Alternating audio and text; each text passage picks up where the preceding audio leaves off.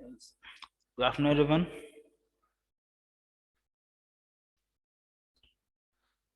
Good afternoon, sir. Good afternoon, sir.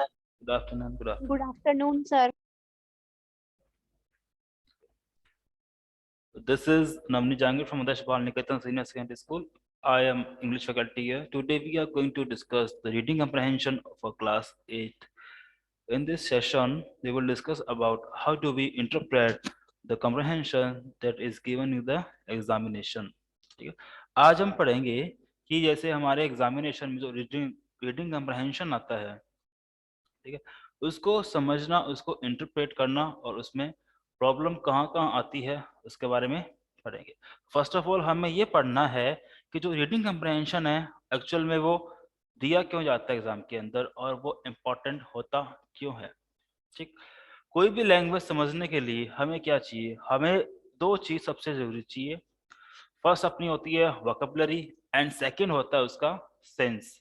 ठीक, जब तक हमारी वोकैबुलरी और सेंस अच्छा नहीं होगा उसके बारे में, किसी भी लैंग्वेज के बारे में, चाहे वो हिंदी क्यों ना हो या इंग्लिश हो या फ्रेंच हो या रशियन हो, उससे फर्क नहीं पड़ता है लैंग्वेज क्या है। जब तक हमारी उस लैंग्वेज की वोकैबुलरी अच्छी नहीं है हम उसे नहीं समझ पाएंगे।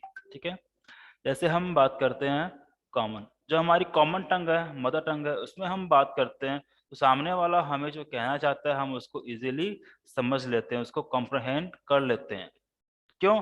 बिकॉज हमें उस लैंग्वेज का सेंस पता है और उस लैंग्वेज के जो वोकैबुलरी है उसके बारे में हमें नॉलेज है। इसलिए हम जो भी लैंग्वेज हम कॉमन टंग में काम में लेते हैं उसके बारे में हमें समझ आता है। तो इसका रीजन यही है। क्या रीजन है? कि हमें उस लैंग्वेज के कॉमन सेंस के बारे में, उसका जो सेंस है उसके बारे में, उसकी जो वोकैबुलरी है उसके बारे में समझ आता है। सपोज करो कि यहाँ पर मैं हिंदी लिखूं, आपको वो समझ में आ जाएगा इजीली। ठीक है, अगर वहीं मैं हिंदी के कुछ संस्कृत को मिक्स करके शब्द लिखे जाते हैं वो समझ में नहीं आएंगे। क्यों नहीं आएंगे? बिकॉज आपको लैंग्वेज तो आती है लेकिन आपको उसका वोकैबुलरी पार्ट जो है, उसके जो मीनिंग्स जो हैं वो आपको नहीं आ पाते हैं। सबसे बड़ी दिक्कत यही आती है हमारे कंप्रहेंशन के अंदर। तो कंप्रहेंशन को अंडरस्टैंड करने के लिए, उसको इंटरप्रेट करने के लिए, जो राइटर उसमें कहना क्या चाहता है उसको समझने के लिए हमें इसका जो वोकैबुलरी है उसकी जरूरत बहुत ज्यादा होती है, उसको हम स्ट्रॉन्ग बनाना होता है। तो यही अपना काम होता है कंप्रहेंशन के अंदर। ऐसा नहीं है कि हमने जो लिख दिया है या फिर राइटर ने जो लिख दिया है उसमें कुछ क्वेश्चन पूछा जाता है तो आप उसको वैसा वैसा पुट करके वहां लिख दो, तो ये सबसे गलत होता है, इसके आपको मार्क्स नहीं मिल पाते हैं। ठीक है, ऐसे मान लो सपोज करो एक क्वेश्चन का एक नंबर का क्वेश्चन है और आपको उसमें कुछ क्वेश्चन दे रखा है, आपने आंसर किया, आपको उस क्वेश्चन से रिलेटेड वर्ड आपको पैसेज में कहीं मिल जाते हैं, कंप्रहेंशन में कहीं मिल जाते हैं, आप उसको उठाते हो और वैसा वैसा लिख देते हो, तो इसमें आपको मार्क्स नहीं मिल पाते हैं। क्यों नहीं मिल पाते हैं? बिकॉज हमें कभी कभी क्या होता है, जो सीधा सा सेंटेंस दिया होता है उसको समझना पड़ता है। ठीक है, और कभी कभी क्या होता है हमें बिटवीन द लाइन समझना होता है। अब एक वर्ड आ गया बिटवीन द लाइन, इसका मतलब क्या है? बिटवीन द लाइन का मतलब है जो कि ऐसा सेंस जो कंप्लीटली सामने नहीं आ रहा है, इसको छुपाकर रखा गया है, उसको बोलते हैं अपन बिटवीन द लाइंस। ठीक है, बातों बातों में चीजों को समझना उसको बोलते हैं अपन बिटवीन द लाइंस। कोई ऐसा सेंस है जो लाइंस में छुपा हुआ है और हमें वो क्लियरली समझ में नहीं आ रहा है, उसको बोलते हैं अपन बिटवीन द लाइंस। तो दो तीन चीजें हैं जो हमें कंप्रहेंशन को इंटरप्रेट करने के लिए, उसका अनुवाद करने के लिए जरूरी होता है। जैसे हमारे पास एक कंप्रहेंशन है, मैंने लिख रखा है, जैसे है a giant in height and health with long hair wearing a bottle green overcoat and a round cap on his head, Oscar D'Souza arrived in New York। अब इसमें है कोई ऑस्कर डिसूजा नाम का कोई आदमी है। अब फर्स्ट ऑफ ऑल इसमें क्या बताया गया, फर्स्ट लाइन में बताया गया उसकी क्वालिटी की, ए जाइंट इन हाइट, इसका मतलब क्या हो गया? अब वैसे तो बात करते हैं जाइंट जो वर्ड होता है किसके लिए आता है? ये आता है दानव के लिए, है ना, एक ऐसी स्पीसीज के लिए जो हाइट में, वेट में, बॉडी में बहुत लंबी हो, बहुत ज्यादा एनॉर्मस हो, उसके लिए आता है जाइंट, जिसको हम बोल सकते हैं दानव या फिर राक्षस। ठीक है, लेकिन यहाँ पर हमें इस वर्ड का, जो जाइंट वर्ड है, इसका इस लाइन के अकॉर्डिंग क्या मीनिंग निकल रहा है उसको समझना जरूरी होता है। ठीक है, तो यहाँ पर ऐसा नहीं है कि जो मिस्टर ऑस्कर है वो एक राक्षस था, एक दानव था, नहीं। यहाँ मतलब क्या है, तो मिस्टर ऑस्कर है, ऑस्कर डिसूजा है, उसकी जो हेल्थ कैसी थी उसके बारे में यहाँ पर बताया गया कि जायंट इन हाइट, मतलब कि वो बहुत लंबा था। ऐसा नहीं है कि वो दानव जैसा था, राक्षस जैसा था, नहीं, वो बहुत लंबा था। एंड एंड हेल्थ, और मतलब क्या हो गया, giant in height, height in health, मतलब उसका जो शरीर है वो कैसा था, वो हाइट में लंबा था, और उसकी हेल्थ कैसी थी, एक जायंट की तरह थी, मतलब बहुत ही अच्छी हेल्थ थी उसकी, ठीक। With long hair, wearing a bottle green overcoat, उसके बाल कैसे थे, लंबे बाल थे, और उसने क्या पहन रखा था, ए बॉटल ग्रीन ओवरकोट पहन रखा था। कैसा, एक जो बोतल होती है अपनी, ग्रीन बोतल जो होती है, वैसा उसने ओवरकोट पहन रखा था। Round cap on his head, और अपने हेड पर, मतलब उसकी जो कैप थी वो कैसी थी, राउंड हेड वाली थी, मतलब गोल कैप उसने पहन रखी थी। Arrived in New York on 2nd June 1882 on a lecture tour. वो कहां पर आया, वो 2 जून को 1882 के अंदर न्यूयॉर्क में आया। और किस लिए आया, पर्पस क्या था उसका, ऑन ए लेक्चर टूर। अब इसमें क्वेश्चन कैसे बन सकते हैं, देखो फर्स्ट ऑफ ऑल अपन अगर क्वेश्चन की बात करें, आपको इसमें क्वेश्चन दे दिया एक कि describe two qualities, describe two qualities of Oscar D'Souza. तो आपको ऐसा लिखना है कि a giant in height and health with long hair wearing a bottle green coat. ये क्या है, ये उसकी क्वालिटी नहीं है, ये तो उसका डिस्क्रिप्शन दिया है, किसने, ऑथर ने, जो भी लिखा है उसके बारे में लिखा है कि वो ऐसा ऐसा है। अब हमें क्या करना है, अब हमें इन लाइंस के अकॉर्डिंग उसकी क्वालिटी को देखना है कि उसमें ऐसी कौन कौन सी क्वालिटी थी। फर्स्ट ऑफ ऑल क्या है, ए जायंट इन हाइट, हम इसे कह सकते हैं कि he was a tall man, ऐसा कह सकते हैं कि he was a tall man, या फिर he is a tall man with a great health, ठीक है, विद ए ग्रेट हेल्थ, मतलब उसकी हेल्थ अच्छी। सर यस, सर दिख ही नहीं रहा, सुन रहा ना, ब्लर दिख रहा है। यस सर, सुन तो रहा है। आपको सुनना जरूरी है, ठीक है, देखने के लिए बाद में मैं आपको फोटो क्लिक करके व्हाट्सएप पे डाल दूंगा, ठीक ओके सर। है ना। तो इसमें अगर पूछता है कि describe the two qualities of D'Souza, Oscar D'Souza, तो हम क्या कहेंगे, हम ऐसा नहीं लिखेंगे, यहाँ से लिख दिया कि a giant in height and health with long long hair, no, हम ऐसा लिखेंगे mister D'Souza was a healthy man with a great height, या फिर mister D'Souza was a tall man with a great height and he had long hair, he had long hair। तो ये उसकी दो quality हो गई, ठीक है, इनको बोलते हैं। एक्चुअल में हमने क्या किया है, एक्चुअल में हमने इस दो लाइन का मतलब समझा है, इसको कंप्रहेंड किया है, इसको इंटरप्रेट किया है, और उसके अकॉर्डिंग हमने उसकी दो क्वालिटी को लिखा है, ठीक। क्वेश्चन आता है कि दोबारा से कि why did mister Oscar D'Souza come to New York, या why did miss Oscar D'Souza come in New York, तो मिस्टर ऑस्कर डिसूजा वो न्यूयॉर्क में क्यों आया है। तो हमें क्या करना पड़ेगा, हमें ऐसा नहीं है कि यहाँ से लिख दिया कि mister D'Souza, Oscar D'Souza arrived in New York on 22 जून 1882, नहीं, जो पूछा है सिर्फ वही आंसर करना है। उसका रीजन क्या था, उसका मोटिव क्या था आने का, उसका मोटिव आने का था कि वो किस पे आया था, वो एक लेक्चर टूर पे आया था, मतलब कि वो लेक्चर देने के लिए वहां पर आया था। तो mister D'Souza came to New York to award a lecture, या फिर टू गिव ए लेक्चर, बस इतना ही है। या फिर लिख सकते हैं कि mister D'Souza came in New York on A lecture tour, बस इतना ही इसका आंसर होता है।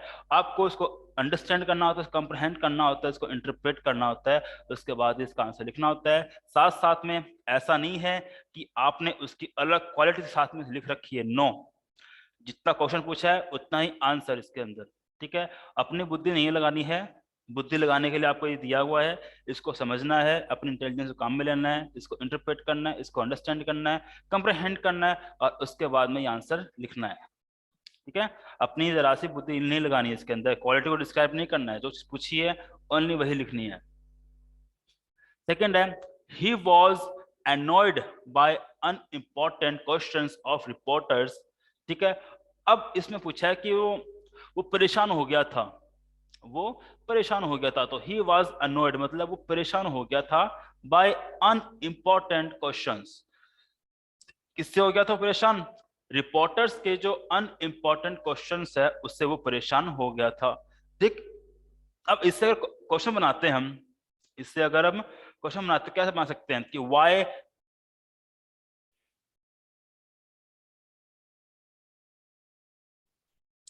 Y mister D'Souza was annoyed, कि मिस्टर डिसूजा अनॉयड क्यों था।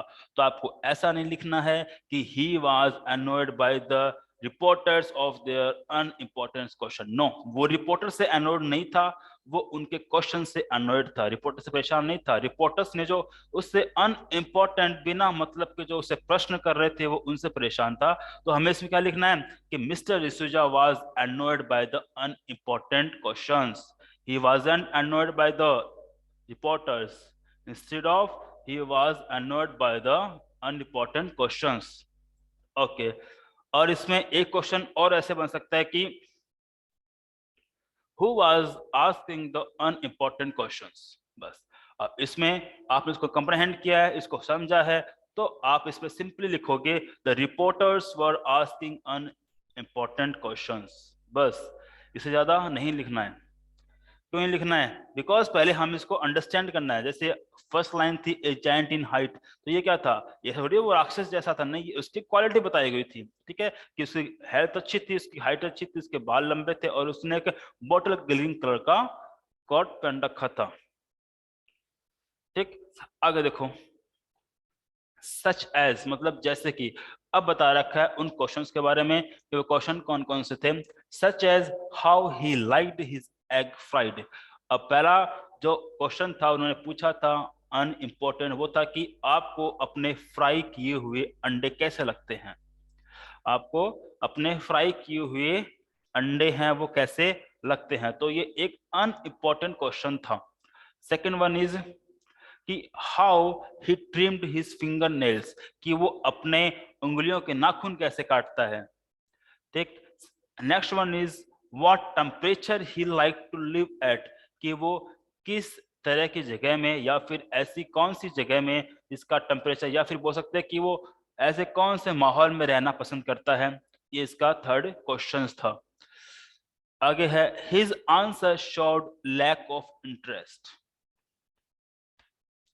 क्वेश्चन यहां से बनता बढ़िया कि his answer showed lack of interest. अब इसमें एग्जामिनर क्वेश्चन कैसे पूछेगा? वो ऐसे पूछेगा कि how did mister D'Souza answer the reporter, कि मिस्टर डिसूजा ने रिपोर्टर्स को आंसर कैसे दिया। तो इसमें साफ लिख रखा है कि his answer showed lack of interest. ऐसा का ऐसा नहीं लिखना है, हमें समझना है इसमें क्या था। इसमें ये बताया गया कि मिस्टर डिसूजा ने जो आंसर दिए थे उनके अंदर वो जरा भी इंटरेस्ट नहीं ले रहे थे। लैक मतलब क्या होता है? कमी। लैक ऑफ इंटरेस्ट मतलब उस आंसर में उसकी इंटरेस्ट की कमी थी, उनकी रुचि नहीं थी। तो इसमें इसका आंसर क्या आएगा? क्वेश्चन था कि how did mister D'Souza answer the reporter, तो हमें लिखना है कि mister D'Souza show no interest in the answer of reporters. ठीक है, ऐसा ऐसा नहीं लिखना है। हम हमारे पास जो कुछ वर्ड होते हैं हम उनके सिनोनिम्स यहाँ पर डाल सकते हैं आंसर के लिए। Okay, next, however when he stepped ashore, however, ठीक, however का यूज कहाँ होता है? however का यूज होता है जब एक सेंटेंस दिया है और दूसरे सेंटेंस को उसके विरोध में दिया हो, तब हम however का करते हैं। ठीक है, जैसे मान लो हम बात करते हैं कि एक आदमी है जो कैसा है, जो क्रिपल है। ठीक है, क्या है? क्रिपल है। अब क्रिपल क्या होता है? क्रिपल होता है कि ऐसा इंसान जिसके पैर काम नहीं करते हैं, उसको बोलते हैं क्रिपल। ठीक है, एक क्रिपल है और उसके लिए बोल दिया कि उसने क्या किया, उसने माउंट एवरेस्ट की चढ़ाई करी है। ठीक, तो अब हमारे पास दो सेंटेंस हो गए कि a man who is cripple, दूसरा है ही he conquered the Mount Everest, उसने माउंट एवरेस्ट पर चढ़ाई कर दी। तो दोनों सेंटेंस जो क्या है एक दूसरे से मेल नहीं खाए, दो सेंटेंस अलग है। तो वहां पर हमें जब दो सेंटेंस में विरोध दिखाना होता है कि दो सेंटेंस का एक दूसरे से विरोध दिखाना होता है, तब हम हाउ एवर जैसे शब्द का यूज करते हैं। इसको हिंदी में बोलते हैं अपन फिर भी, यद्यपि, ठीक है। तो when, however, he stepped ashore, ये वर्ड आ गया एशोर। अब एक क्वेश्चन लास्ट में ऐसा आता है कि आपसे किसी एक शब्द का मतलब पूछ लिया जाता है ना, जैसे कि लैक वर्ड था अपने पास, लैक ऑफ, इसका मतलब पूछ लेंगे कि लैक ऑफ का मीनिंग क्या होता है। अगला पूछ लेंगे एश्योर, एश्योर इसका मतलब क्या होता है। तो इसका मतलब जानने के लिए हमें क्या करना पड़ेगा, इसका मतलब जानने के लिए हमें इनका मीनिंग पता होना जरूरी है कि इनको बोला क्या जाता है, ये होते क्या है। तो ये सब चीजें आपकी इंप्रूव कैसे होंगी, ये चीजें आपकी इंप्रूव होंगी कांस्टेंट प्रैक्टिस से। आप जितना रीडिंग करोगे उस चीज से इंप्रूव होगी। आपने सुना होगा टीचर आपको रीडिंग करने के लिए बोलते हैं, बोलते हैं रीडिंग करने के लिए, क्यों बोलते हैं, ताकि वो इसीलिए बोलते हैं कुछ ऐसे वर्ड्स है जो हमें समझ में नहीं आते हैं, लेकिन जब हम उनको एक पूरे सेंटेंस में पढ़ लेते हैं तो हम ऑटोमेटिकली उस वर्ड का मीनिंग पता लगाने लग जाते हैं। और वो चीज इंप्रूव कैसे होती है, वो चीज इंप्रूव होती है अपनी कांस्टेंट रीडिंग करने से, कांस्टेंट कंप्रहेंशन करने से, ठीक। तो हाउएवर व्हेन ही स्टेप्ड एशोर, जैसे ही वो कहां उतरा, स्टेप्ड एशोर, एशोर का मतलब क्या होता है, एशोर का मतलब होता है जैसे समुद्र है, समुद्र का किनारा जो होता है ना, जहां पर जमीन मिलती है और समुद्र का पानी जमीन पर आता है, उसको बोलते हैं अपन एशोर। जैसे ही वो एशोर पर उतरा, कस्टम ऑफिसर आस्क्ड, अब जो कस्टम ऑफिसर था उससे उसने पूछा, किससे पूछा, ऑस्कर डिसूजा से पूछा। अब कस्टम ऑफिसर क्या होता है, कस्टम ऑफिसर एक ऐसा पोस्ट होती है जो कि विदेश है या फिर आउट ऑफ इंडिया, एक आउट ऑफ कंट्री के बाहर से, एक कंट्री के बाहर से कुछ चीजें आती है या फिर कोई भी शिप वगैरह आता है तो उनकी जांच करता है, उसको बोलते हैं अपन कस्टम ऑफिसर, ठीक। तो उस कस्टम ऑफिसर ने पूछा, has you anything to declare, कि तुम्हारे पास कुछ ऐसी चीज है जिसे तुम डिक्लेयर कर सको। अब यहाँ पे क्या डिक्लेयर कर रहा है वो, अब देखो यहाँ आता है वो रीड बिटवीन द लाइंस वाला कि have you anything to declare. अब इसने पूछ रहा है कि क्या तुम्हारे पास कुछ चीज है साबित करने के लिए। अब क्या साबित करना चाहता है वो, देखो क्यों, अब साबित क्या करना उसको, उसको साबित यह करना है कि वो क्या आया था, किस लिए आया था वो न्यूयॉर्क, किस लिए आया था वो न्यूयॉर्क आया था एक लेक्चर टूर के ऊपर, एक लेक्चर देने के लिए। और सीधी सी बात है कि जो कस्टम ऑफिसर किसके बारे में पूछ रहा है, कस्टम ऑफिसर उसके बारे में पूछ रहा है कि तुम्हारे पास कोई ऐसी चीज है जिससे तुम ये साबित कर सको कि तुम यहाँ पर एक लेक्चर देने के लिए आए हो। तो ये जो चीज यहाँ पर है कि has you anything to declare, इसको हमने जोड़ना है इस चीज से कि वो साबित क्या करना है, उसको साबित ये करना है कि न्यूयॉर्क क्यों आया था वो, उसे यही चीज साबित करनी है। इसको बोलते हैं अपन रीड बिटवीन द लाइंस, कि जो अपने पास लाइन दी गई है, जो पैसेज दिया गया है, उसको कंप्रहेंड करके एक स्पेशल जो लाइन है उसको समझ सके कि जो लाइन दी गई है, जो सेंटेंस दिया गया, ये सेंटेंस किससे रिलेटेड है, इसको बोलते हैं अपन रीड बिटवीन द लाइन, ठीक। चीजों को समझ लेना बिना बोले, इसको बोलते हैं रीड बिटवीन द लाइन। तो has you anything to declare, कि तुम्हारे पास कुछ चीज है साबित करने के लिए, क्या साबित करने के लिए, कि यही कि तुम न्यूयॉर्क के अंदर एक लेक्चर टूर पे आए या फिर एक लेक्चर देने के लिए आए हो। उसके बाद क्या बोलता है कि no I have nothing to declare.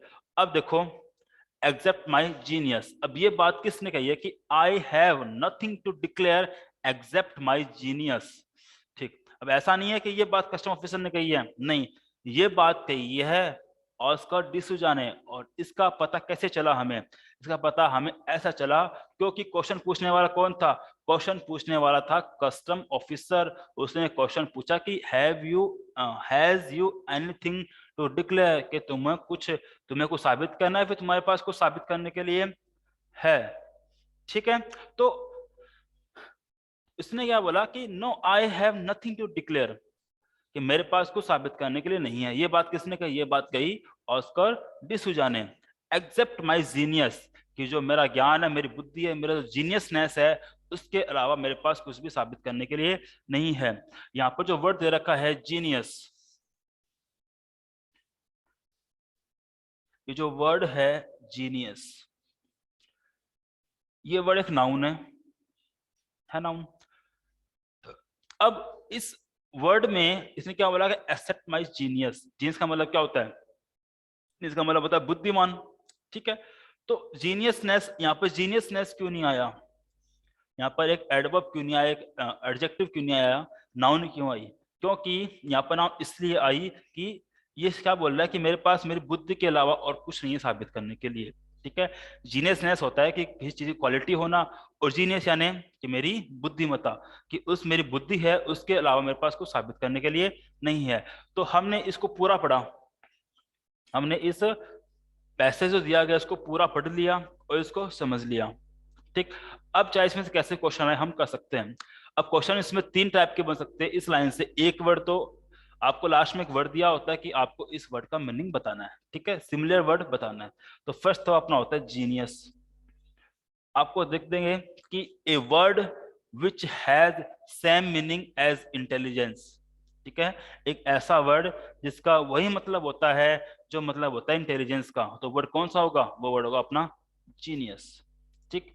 या फिर ऐसा पूछ लेंगे लैक ऑफ, इसका मतलब क्या होता है? तो आपको अगर आपने पढ़ा है इसको, आपकी वोकैबुलरी स्ट्रांग है, तो आप इसका मतलब आराम से बता सकते हो। तो ये तो था अपना लास्ट क्वेश्चन जो हर बार पूछा जाता है या फिर ऐसा ही कोई क्वेश्चन आता है, ठीक। अब इसमें सर, हम यस सर वो गेंट का मतलब क्या होता है? जाइंट, मतलब जाइंट का मतलब होता है कि एक ऐसा जिसको बोलते हैं दानव, राक्षस जैसा, उसको बोलते हैं जाइंट। जो हाइट में भी बड़ा, उसका शरीर भी बड़ा हो, ठीक है, उसको बोलते हैं अपन जाइंट, दानवाकार, दानव के आकार जैसा, ठीक है। अब आगे ओके सर। लास्ट में जो अपन ने लाइन पढ़ी थी उसके अंदर हम कुछ क्वेश्चन निकाल सकते हैं, जैसे कि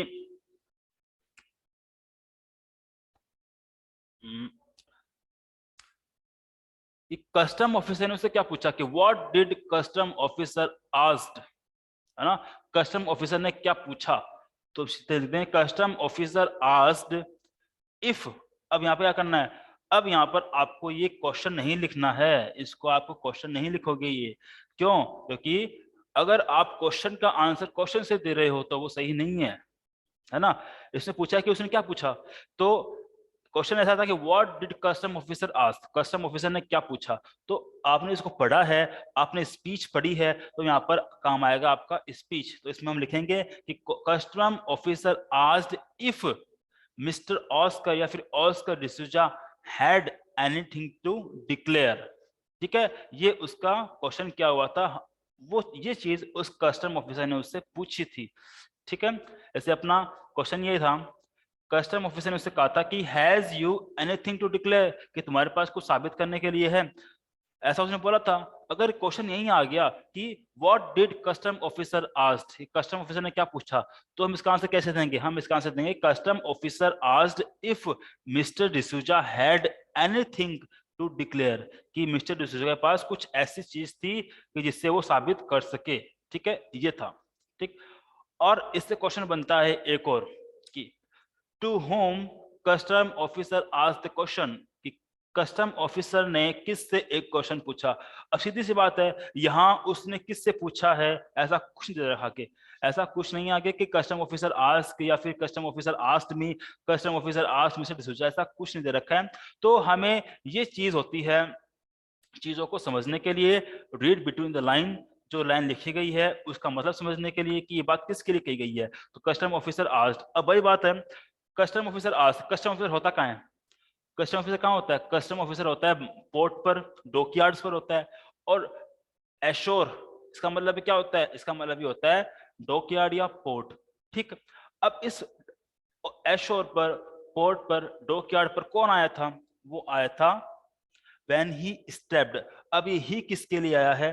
ही आया है जो भी इंसान उसके, जो भी इंसान इस ही से पहले था, ऊपर जिसकी बात हो रही थी उसका प्रोनाउन है ये। तो इस ये जो ही है ये किस नाउन के लिए आया है? वो आया है मिस्टर ऑस्कर डिसूजा के लिए आया है। तो सीधी सी बात है, जब मिस्टर ऑस्कर डिसूजा एशोर पर आया है और एशोर पे कस्टम ऑफिसर होता है, तो कस्टम ऑफिसर ने बात किससे पूछी होगी? तो इट इज सिंपल कि कस्टम ऑफिसर ने कुछ क्वेश्चन मिस्टर ऑस्कर डिसूजा से ही किए हैं, ठीक है, ये इसका आंसर होगा। बाद में अगर एक क्वेश्चन ऐसे बनता है कि how did mister Oscar D'Souza answer the custom officer, कि कस्टम ऑफिसर को मिस्टर डिसूजा ने कैसे उत्तर दिया, कैसे जवाब दिया, तो हम कहेंगे कि mister D'Souza said that, mister D'Souza answer that या फिर सेड दैट, ठीक है, mister D'Souza said that he had nothing to declare except his genius.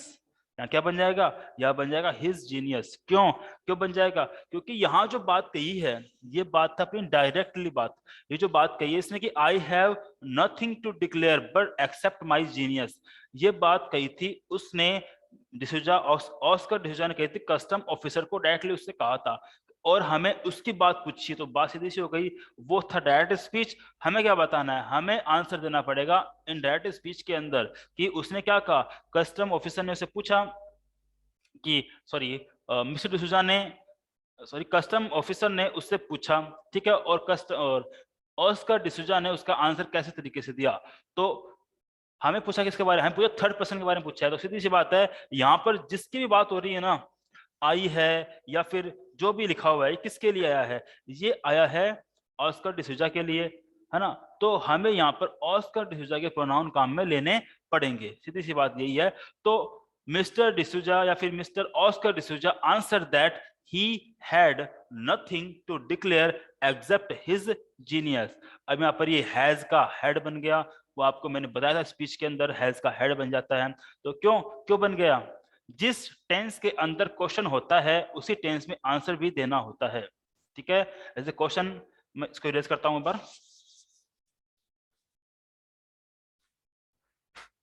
Question पूछा था कि हाउ डिड ऑस्कर, जो भी नाम है, Oscar answered the custom officer, answer the custom officer, कि कस्टम ऑफिसर को डिसूजा ने कैसे आंसर दिया, ठीक। क्वेश्चन का टेंस क्या है, पास्ट है, डिड पास्ट है ना, तो जिस टेंस में क्वेश्चन रहेगा उसी टेंस के अंदर आंसर भी लिखना पड़ेगा। तो इसने पूछा है कस्टम ऑफिसर को मिस्टर डिसूजा ने किस तरीके से आंसर दिया, इसीलिए हमने यहाँ पर ये हैज का हेड बना दिया। ओके, आ गया समझ में? Yes, sir. इसमें कुछ भी डाउट हो किसी के, मैं आपको फोटो भेज रहा हूँ इसकी, क्लिक करके आप पूछ लेना आराम से, ठीक है ना। कुछ भी समझ में नहीं आया हो गया, फिर ये समझ में नहीं आया हो गया यहाँ पे इसका हेड का हैज कैसे हो गया, या फिर ये वाली बात समझ में नहीं आई है कि कस्टम ऑफिसर आस्क्ड, उसने पूछा, तो यहाँ पर अगर ये समझ में नहीं आया कि हमने यहाँ पे उस ऑस्कर डिसूजा का नाम क्यों लिया लिखने के लिए, आंसर देने के लिए, तो आप भी पूछ सकते हो, ठीक है ना। Okay sir. मेरे अकॉर्डिंग कोई दिक्कत नहीं होनी चाहिए, मैंने अच्छे से समझा दिया, फिर भी कोई दिक्कत हो जाती है तो आप पूछ लो। सर इसमें से जो क्वेश्चन बनेंगे वो भी आप लिख के साथ में सेंड कर देना। ओके, कर देंगे, ठीक है, ये तो बस प्रैक्टिस के लिए, ठीक है ना। और सर आप इसकी लिंक दोबारा सेंड करोगे ना? हाँ, उस पर यूट्यूब पर करेंगे, ठीक है। Okay sir. ओके, तो आज के लिए इतना ही। Take care, see you in next lecture, okay.